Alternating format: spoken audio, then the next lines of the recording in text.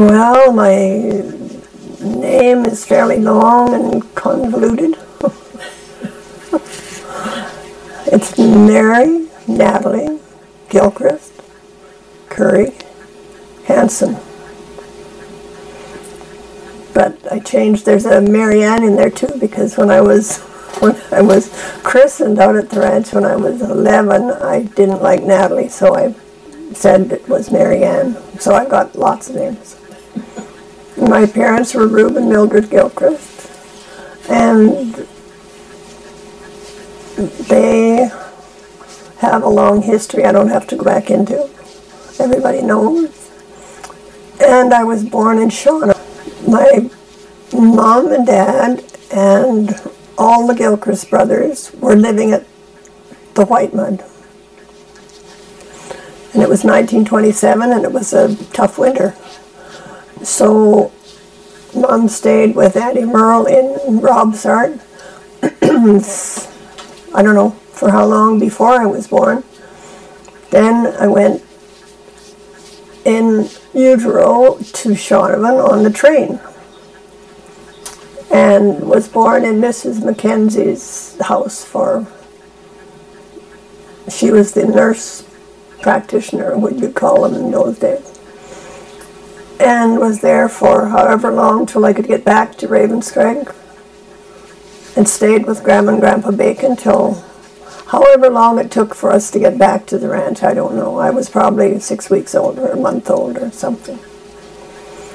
And we were there until I was 9 months old, and then we moved to Medicine Hat. And we were there till Bill was born in September in 1928, and my only brother, only other child. My folks lost 2 other babies with the RH deal.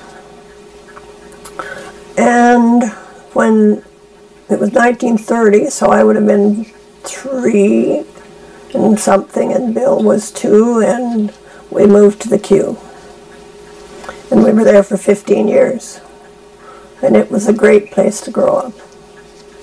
And many, many adventures. Not all good ones, but interesting. And then Gilchrist Brothers sold the whole thing. And so I moved with them in the fall to Calgary and met Dawn Curry through Irene Fleming, because she was working in the store up there. And this guy said he wanted to meet this new girl in town. I was looking for an out, because to me, when we sold the Q, it was just the end of the world. And I didn't want to leave there. But it wasn't a good place for Bill either. So I got married. And my mother wouldn't sign the papers because I wasn't 19, so at that point you had to have your parents, one or the other, sign. But Dad did, because he thought this guy was, you know, what do you do with girls when they don't turn into boys at 16? Yes. So that's what I did, and we spent the winter in Ottawa. And that was interesting. Lots of interesting travels. Spent the next 10 years traveling from Ottawa back to Alberta, back to Wyoming, then California, then back to Wyoming, then to Holland, then to Utah. And had 4 kids. 2 boys and 2 girls.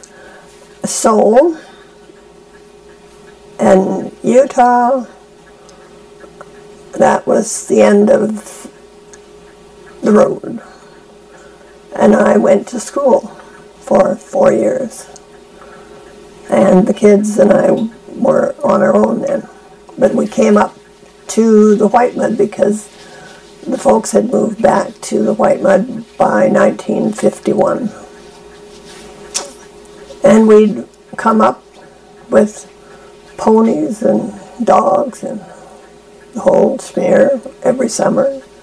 And then when we went down the hill to the ranch.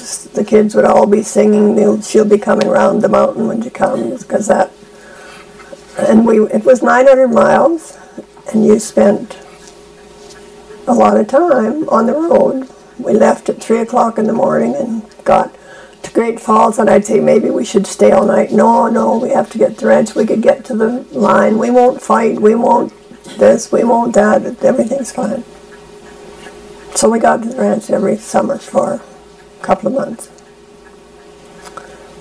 Then I got through school, and I'd like to have taken agriculture, but it was University of Utah, so there wasn't much there, and there was economics and accounting, and I'd learned that at my dad's knee at the Q and kept the books and stuff out there from the time I was a kid, so I got into that, and then into teaching because it went with kids, and it was a good life. Got back here in 1960, and ever since have been Maple Creek country. Got married again in 1966. We've been married 47 years. Have grandchildren and great-grandchildren, and, like everyone else. So that's it in a nutshell. What were some of the things, like when you were in Utah, or some of the things that you did for entertainment, With 4 kids? Yeah. They were, those 10 years when we traveled around, home was the car. Because there was a year and a half between them that was like a litter. So if you went for groceries, you took 4 kids. If you went for a doctor's appointment for 1 kid, you took 4 kids. Whatever you did, they were all of us. And we had a pony in the backyard, and that was our entertainment. We used to play calf with that cricket that was a babysitter. We was 2 when we got him, and he hadn't been really very well broke, so I kind of got him started bareback and worked him back and forth and around and had a lot of fun with him, and the kids thought the best game was to play calf. They would try to duck and dodge around, and he would head him into the corral or into the barn or wherever we were going to put him. And he got to be a really well-built, but he just was a kid's pony. What was it like when you were living on the Q when you were just a kid growing up on a ranch? It was a great life. We never wanted to spend much time around the house. We'd eat and be out, and our ponies would be tied right at the door, and we were into everything, watched everything. One time, there are lots of stories. One of them was when we were, I think it was Shorty Ziegler that was working with some horses in the corral, and Mom couldn't find us. And we were maybe 3 and 4, I don't know, or 4 or 5. There's a year and a half between us too, so we were just a pair. And she scoured through the yard and didn't find us anywhere, and she found Shorty down in the corral at the barn, and it was quite a ways from the house to the barn, and she said, "Have you seen the kids?" And he said, "Yeah, I locked them in the granary. I couldn't keep them out of the corral." And she said, "Well, when you're finished, let them out." And went back to the house. So we spent the morning in the granary. But you were allowed to be out? Oh, yeah. Brandings and all of that? My mom was really busy, I mean, she kept the books. She kept sheep camp and groceries, and there was always a cook and sometimes a helper. And in those years, in the 30s, there would be 30 people at the table. There was a table for 12. And you would have 2 tables always. And lots of times 3. So you just were cooking and doing dishes and cooking and doing dishes. And I wasn't in the cook, but I was a lot of cleanup and a lot of dishes and a lot of And you ate the third table if you were one of the kids. And it was, they'd be up at 5, you ate at 6, but you fed the horses and everything before anybody ate. Nobody got to eat before the animals that couldn't feed themselves. And then we ate. And then there was the cleanup, and if you were lucky you got away like we did, but if you got bigger you had to do dishes first or something. And then it was cleanup, it was dinner at 12, and it was supper at 6, and there were no long coffee sessions in the morning or at night. If you missed a meal, you were on your own till the next meal. Bill and I spent a lot of time around the men and listening to everything that went on in the bunkhouse and in the shop and everywhere. We were really nosy kids and got into lots of trouble.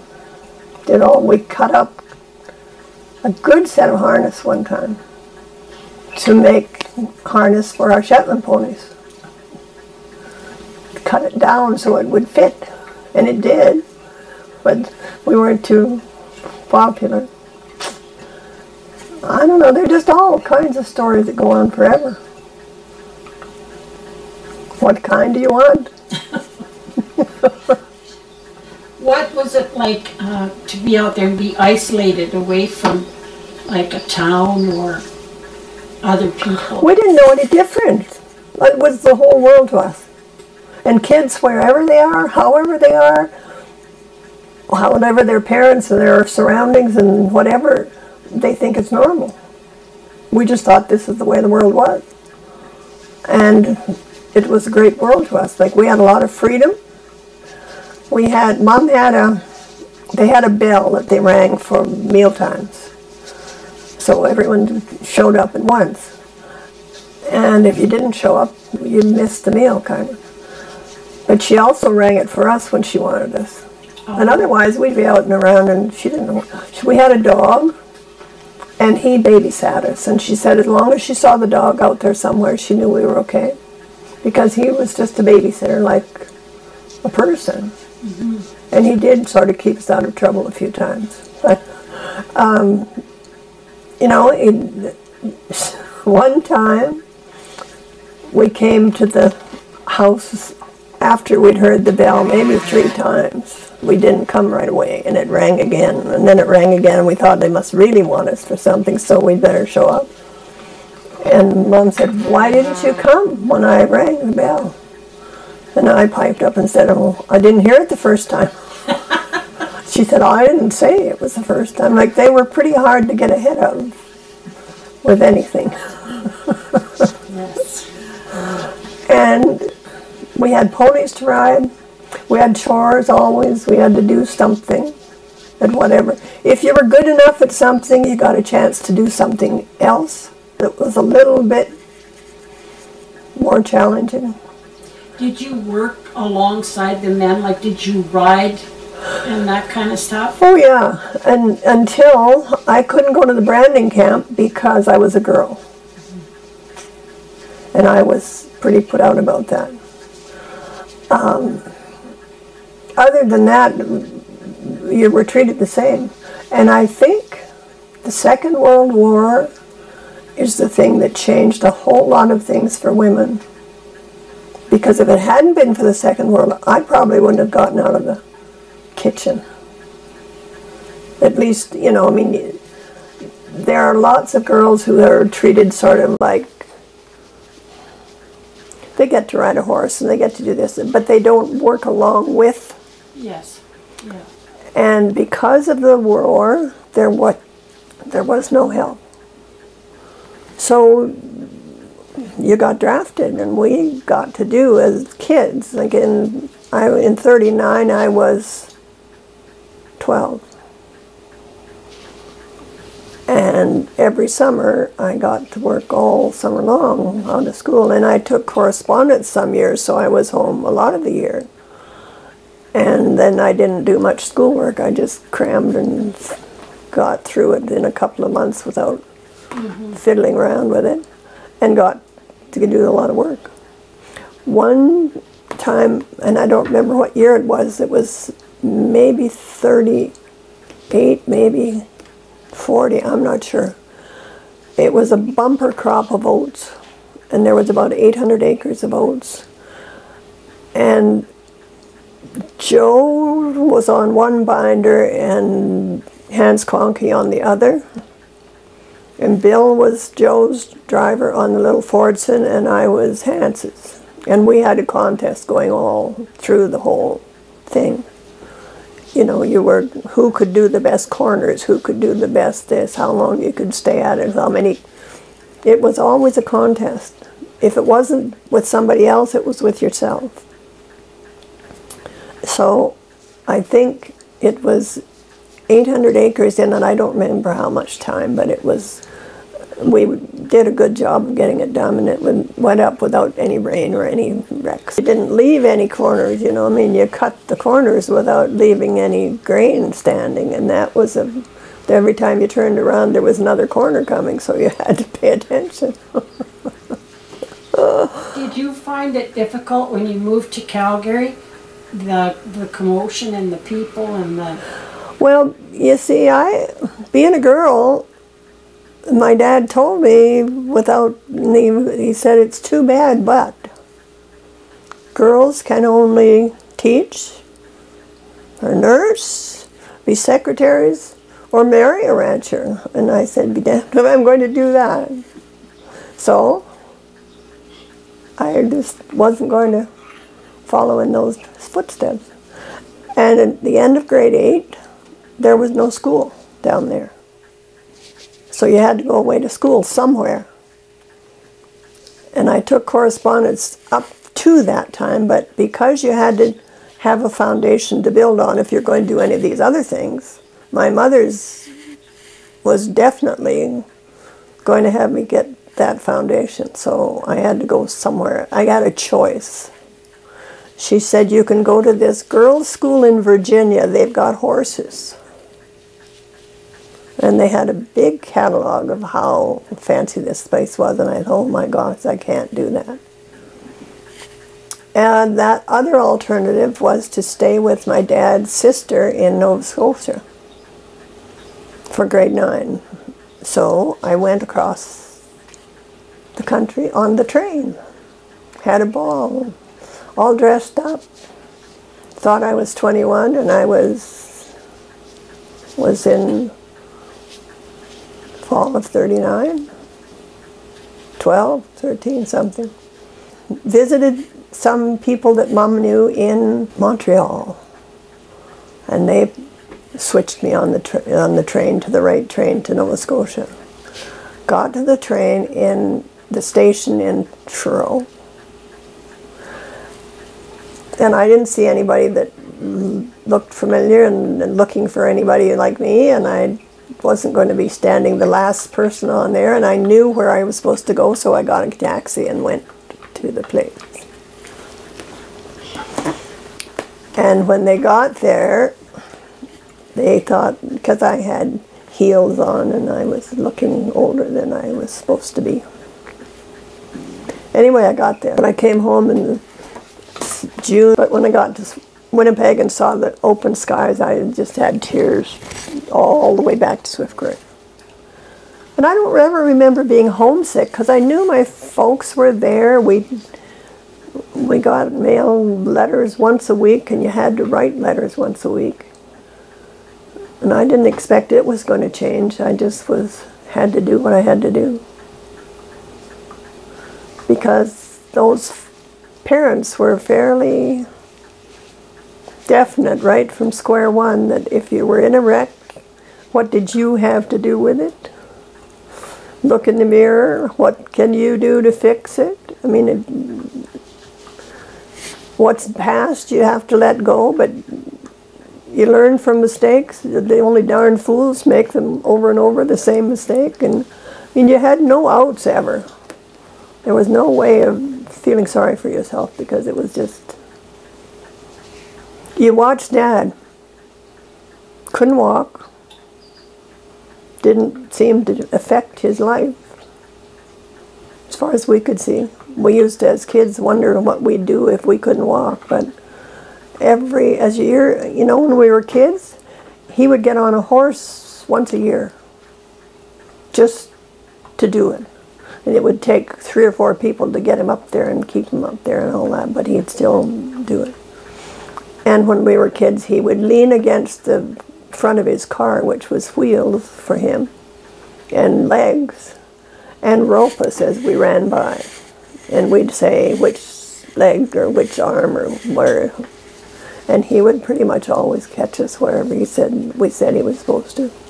One of us or both of us. And it, you know, he did that kind of thing, and like he also taught us how to listen to music for dancing. He loved dancing before he was crippled.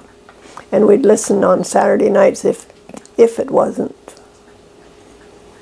after February when the batteries got too low, and then you could only listen to the news or to some very important. I stayed at Grandma and Grandpa Bacon's and went to school, and stayed at Annie Merle's a little bit and went to school. Stayed with Mary Lee in Consul one time and wrote exams, and can't remember what grade that was. We went to school at Wild Horse whenever there were enough kids for school, and it had to be 5 or you didn't have a teacher. And so the Simpson kids and us were it finally, and Dolores Hester, Olive Head off. But lots of times there weren't enough kids for school, and then you had to have correspondence. We had mail once a week. Mr. Trainer came from Manyberries with a car, horse to start with, and then a car if the roads were good enough. And we'd go down to Wild Horse Crossing, and that's where we got the mail. So we would go down. That was a big trip.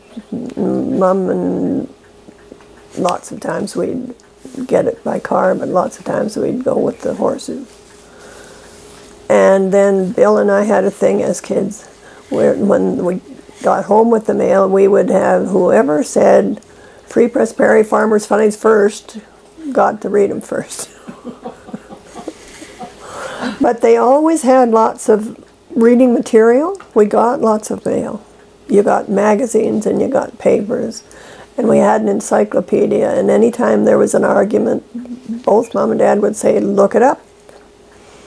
Go find the answers. See what you can find. So I don't remember ever being bored. I don't remember ever feeling isolated or... Like, to me, I wish it was still the way it was then, because everybody in the world came through in the summertime.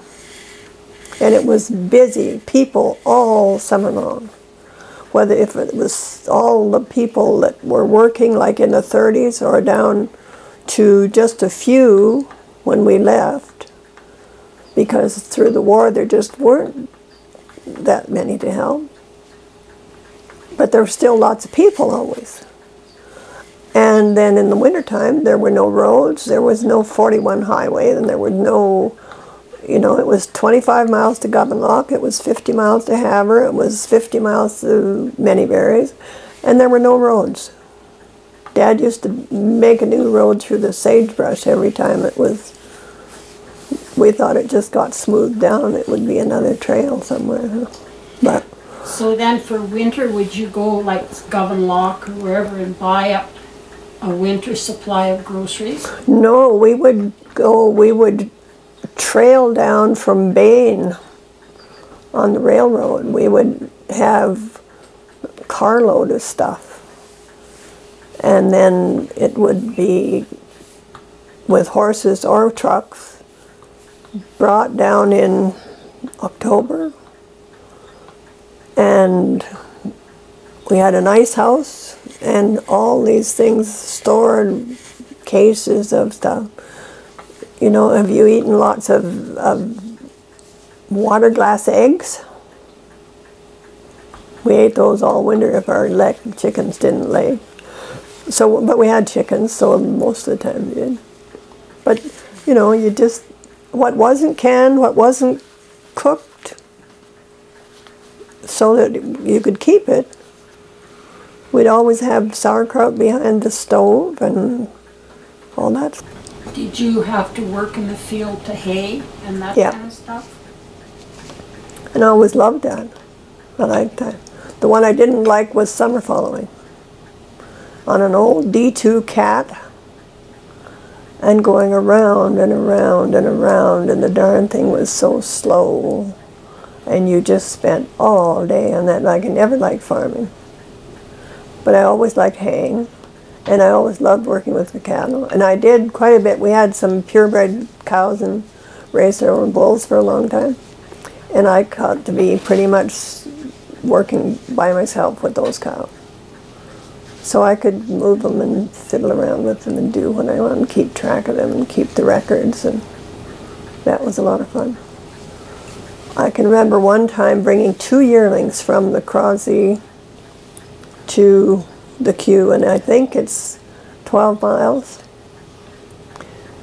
And it's through, well, the field that we left from the Crosby with into the big Sage Creek field and then into the Wrangell field at home. So I had to go through 2 gates and get just these 2 yearlings, and they did not want to go by together, you know. And that was an all-afternoon job, but I was really proud of myself because I got them both in there, and I was maybe 10. And we had quite a day, but we got them, and it was fun. And that to me was just fun. Working with the cattle, working with, and working in those old Fords and tractors. They were a lot of fun. And Dad always was giving us the gears about driving too fast, but we did anyway. The trip Lillian Thompson and I made across to Console to your folks' place, was that ever fun? We really enjoyed that. And I think we got them up to 22 miles an hour or something like that. Didn't your dad and Sandy, weren't they in partnership on that place down there? I think they all were kind of that way, yeah. They were all involved in it. Yeah. And I never did know the details of all that stuff. They used to have company meetings once a month. And there were 4 hard-headed brothers. And you could hear them clear across the yard. But by the time they got it settled, whatever it was, that's the way things went. And they each had their own talents. Like, Dad was the manager and the politician and had the vision. But it started with how they came out in the first place, because he came first. And his mother wrote to him and said, your dad isn't seeing well enough to be able to go back to sea. And I think you're the oldest son and you should come back and be the head of the family. And he wrote back and said, I don't see any future for me back there or for anybody, really. This was Nova Scotia. Yeah, because that's where they were born and raised. I think he got as far as Manitoba before 1900, and then he came to Maple Creek in the spring of 1900, maybe. And that's where he thought was the best place to be from there on. But he wasn't going to go back. But he said, if you all come out here, we'll sink or swim together. So in 1904, they did all come out here, except for Che, who was still in Boston, but he came sometime that year, I think. And Joe was 4 years old, so the whole bunch came. And Grandpa Gilchrist learned to ride a horse when he was 65. And they lived in you know, part dugout, part shack deal down their first winter down there in that place at Console, I think. But they stayed at Sterling's and where else? Different places before they got that. And I'm not sure of a lot of that. Anyway, he was the chief of the clan. And everybody knew it. Nobody bucked him too far. I can remember the first time I did. Well, I was 16 and I wanted to go. Mabel Henley and Jack Henley was living on the Butts place, and Mabel was down there with him, and we were doing this play of some kind, just for the heck of it, in the middle of the winter. And they had been coming to the queue for, I don't know, whenever we could get together for a practice for quite a while. And I said, I thought it was our turn to go there. And Dad didn't think that was their good idea. And I just was 16 and said, I think you think you're the little king of the castle and it's not right and it's my turn and I don't think that you should have that kind of power just because you got the biggest joint in the place. And then I sort of realized what I said, and I was just quaking in my boots, and he was on the couch, like that couch, and he swung off the couch and sat up, didn't say a word, and he said, I guess you're right. And that just blew me away, because I mean, I was all set to be really in trouble. But if you did, if you were right and you stood up to him and you could prove it, or if he could see it, and he was fairly reasonable if you did, he was big enough to do that. So I went. But it was a shock when he said, I guess you're right. With all that, we had all kinds of leeway. We didn't get too many instructions about how to do, but every time you went for a ride, when you got back, he'd say, what were the fences like? What was the grass like in that corner? Did you see any cattle? You know, what are you looking at? What are you seeing? What's going on out there? So you were always aware that you were going to be grilled when you got home. You better keep your eyes open. What are some of the big changes that you've noticed or that you know of over the years? Like big changes in technology? And has it really changed how you look at stuff?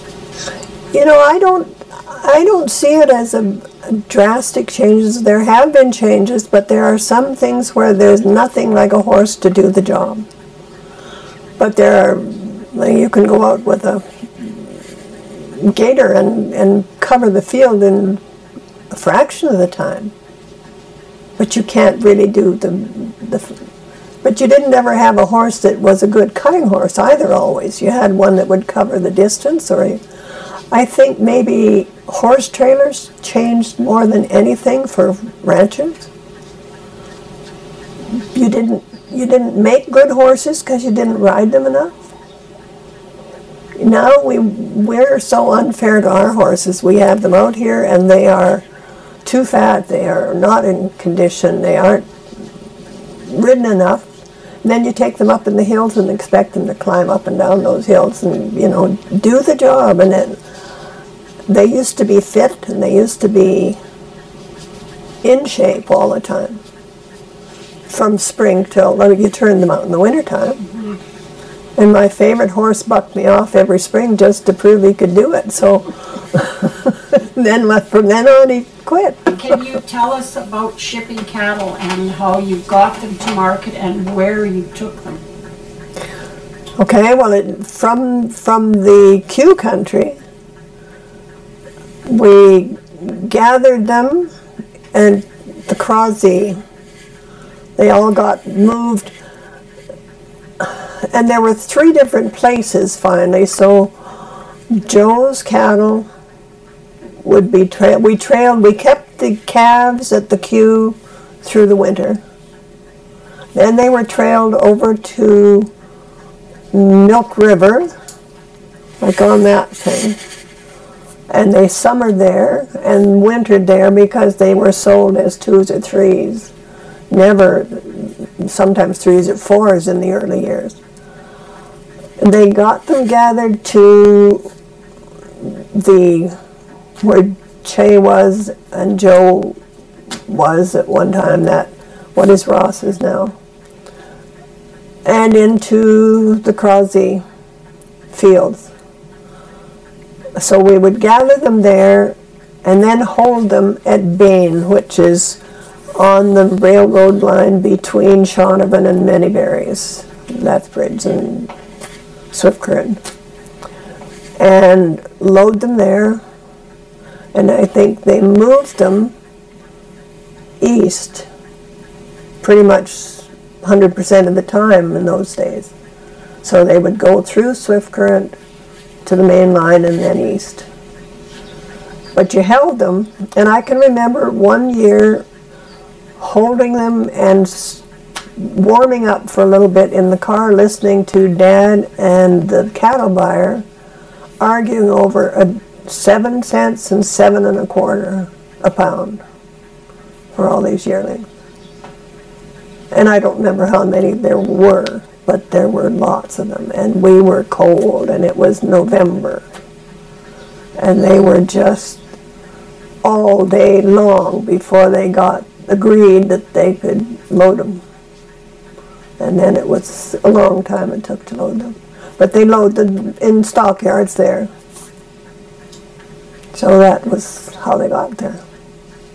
And you trailed them over? Well, gathered them, trailed them from one place to the other. We always trailed them from the White Mud over and back and forth, all the various. But the calves basically were wintered at the queue. That was our primary focus. And raising grain and stuff like it. It was busy all year long. There was something critical had to be done every week. No downtime. Yeah.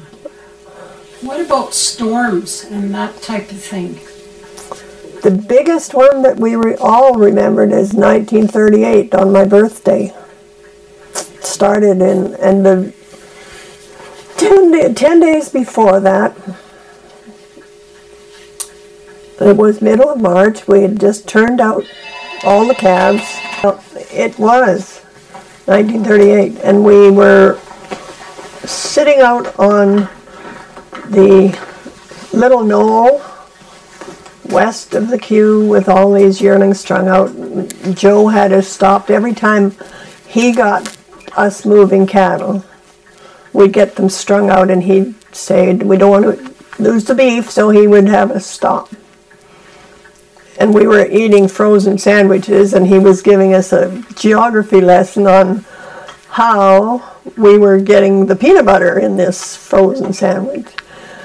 And it was because Sage Creek ran into the Milk River, and the Milk River ran into the Missouri, and the Missouri ran into the Mississippi, and the Mississippi ran into the Gulf of Mexico, and that's where they got the peanut butter.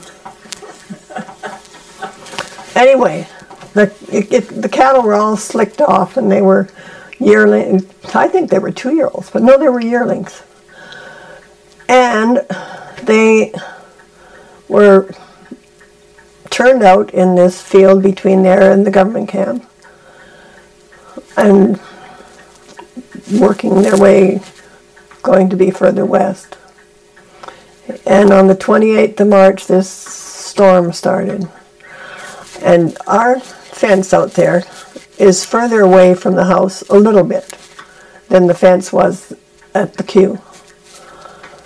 And Dad sat in front of the window and looked out there, and you couldn't see the fence for 3 days. It was just solid wind and snow and just piling up. And to get from the house to the barn, you had to go on the fence.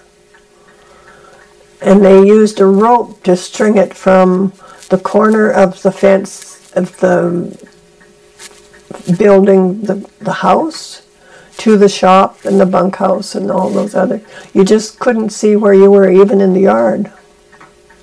So it was horrific. And when it cleared up, you just found, well, I think there were maybe 900 they lost altogether in that storm. They were piled up in fence corners, in sloughs, overcut banks. Just, they'd gone with the storm anywhere, everywhere. And the ones that were alive, they found some in snowdrifts where there were just holes in the snow, but their skin peeled off, and they killed a bunch of them that were just so badly frozen and wrecked. And I mean, that was a horrific storm, and it just wiped them out. But for the ranch itself, the biggest problem was that 2 years or whatever year it was that those yearlings would have been marketed was the year the government said was going to be excess profits tax because of the war. So they paid excess profits on that many head that they marketed from there till they sold it. It's just one of those, you know, a happening that has long-term effects that in ranching always happens. BSE or foot and mouth or whatever it is, it's not just the immediate impact, it's what long-range effect it has on the whole business. And Dad was the one that had that vision of long-term view. That was his skill. Che was the cowman, Sandy was the welder and the guy that kept everything running, and Joe was probably the most balanced of all because he was a kid when he started, and he said he didn't ever get as far as pie pot till he was 20 years old.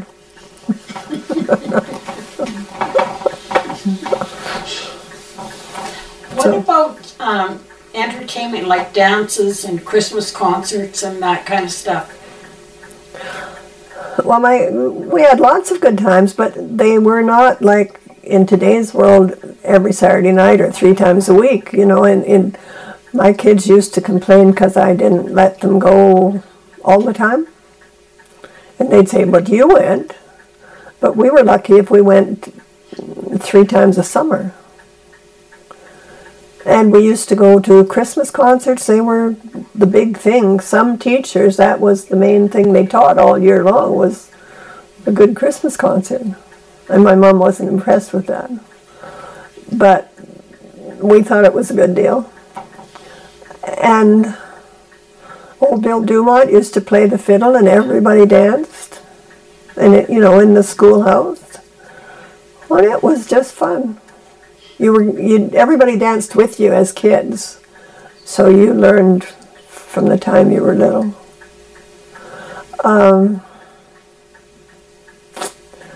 I remember one dance, and we used to go when we were haying in the summers when we were teenagers, and Bill had a car with polka dots on it, painted on the side, with lights, one went up and one went down. And we drove to Fort Walsh to dance at a barn dance at the Fort Walsh barn, I think. a bunch of us in haying time. And we came home with one guy was wanting to, I was driving home. I always drove home and then somebody else always drove there. And coming down that hill into Mitchell's, it used to be then. And before that, Linder's. It was Linder's when we were there, that shortcut in through Consul, or through Govenlock. He said, you're going too fast, or it's too rough, or something.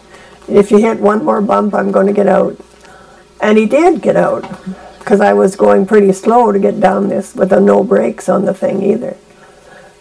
And they rolled him up in a buffalo robe and put him in the rumble seat in the back of the thing, and that's how he got home.